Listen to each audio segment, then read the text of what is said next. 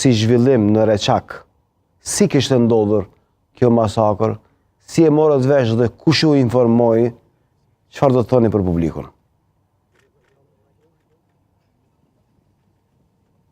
Vetëm do të thoja që morëm një rrëfim, dëgjuam në bazë të marrëveshjes në mes të OSBE-s dhe qeverisë së Serbisë. Në ato ditë ishte Jugosllavi, që çdo angazhim ushtarak do të na raportohej. Prandaj ma mërmendja generali Lonçar ishi të thënë që t'i tregonte generali Dizej, i cili ishte zëvendësi i britanik për atë në thonjza atë betejën në Reçak. Raporti ishte që ishin angazhuar në një njësi të UÇK-s, kishte pasur një betejë, 5-6 Kosovar ushtarë të UÇK-s ishin vrarë, nuk kishte viktima në anën e forcave jugoslave, por këtu kishte diçka që nuk shkonte. Po flisnin për një betejë dhe vetëm një palë ka viktima, kjo diçka nuk përputhej. Siç e tha generali Dizet, i cili ishte ushtarak me profesion, tha ambasador Walker, diçka nuk është duke u përputhur këtu. Hajde të shkojmë në Reçak dhe vendosëm që të shkojmë. Kështu kam dëgjuar për kaq. Çfarë roli kishin luajtur mediat lokale në atë periudhë kohore në transmetimin fillimisht të lajmit edhe të raportimit?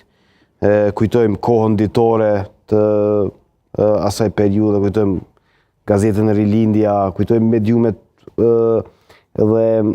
mediumet ndërkombëtare të cilët kishin korrespondent në Kosovë dhe cilët po e përcjellnin situatën. E mbani mend zoti Walker? Po, më kujtohen. Më 15-16 shkurt, më duket ishte një reporter nga CNN,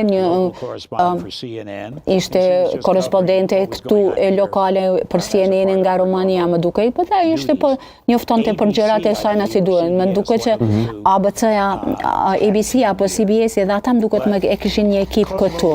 Por Kosova nuk ishte pjesë shumë e rëndësishme e gazetarisë ndërkombëtare apo e përpjekjeve të tyre. Prandaj kur e dhash atë fjalimin në konferencën për shtyp në zyrën atë pasdite në 16 janar, shumica ishin gazetar lokal, shqiptar dhe shumica mas sërb, dhe ishte një konferencë për shtyp dhe unë e thash atë që e kisha parë, çfarë përfundimi kisha arritur. Dhe si më duket kam thënë diçka si nëse ajo që kam parë dhe që kam interpretuar nuk është ajo që Beogradi mendon që ka ndodhur, atëherë ata kanë plot të drejtë që të më